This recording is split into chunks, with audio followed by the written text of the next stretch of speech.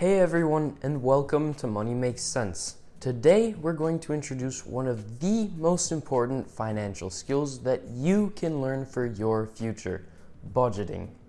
Imagine for a moment every single student right now in the US, that's millions of young people. What if I told you that over half of them will struggle financially at some point in their adult lives? Today, a staggering 53% of Americans live paycheck to paycheck. And while this may not seem relevant to some of you now, remember that your habits as an adult are grounded in your actions as a teen.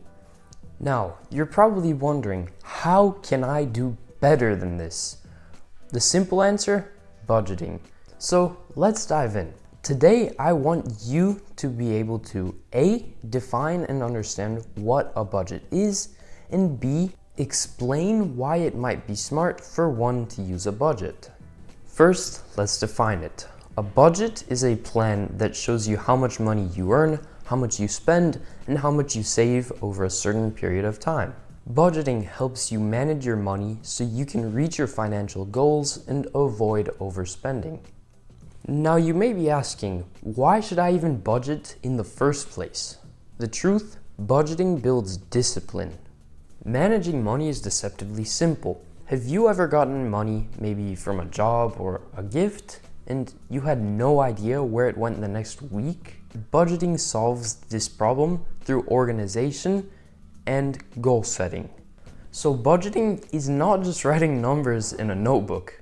It's a plan or a roadmap, a way to control where your money goes instead of wondering where it went.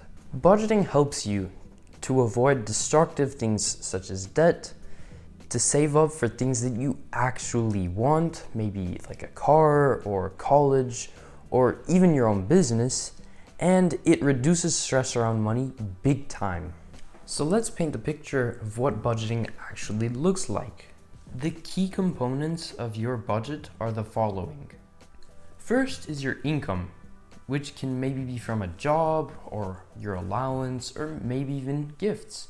You need to accurately account for how much money you are earning.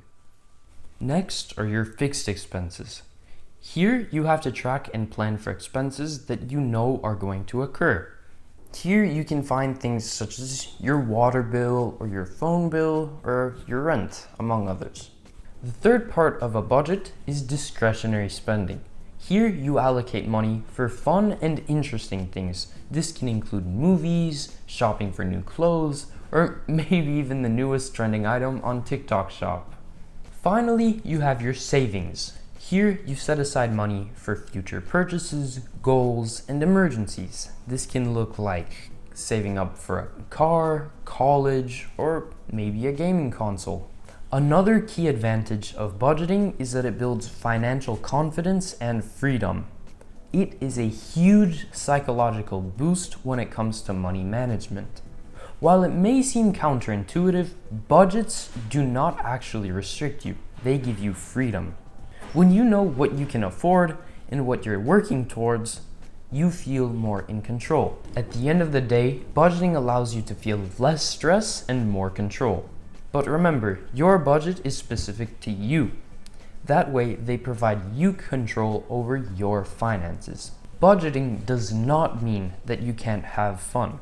It just means that you'll be ready for what really matters to you. Remember, it's not about how much money you have. It's about how you manage your money. Thanks for watching. If this helped you understand why budgeting matters, be sure to drop a comment down below. Also, if you're interested in any supplementary financial literacy resources, be sure to check out our free course at moneymakesense.org. See you there.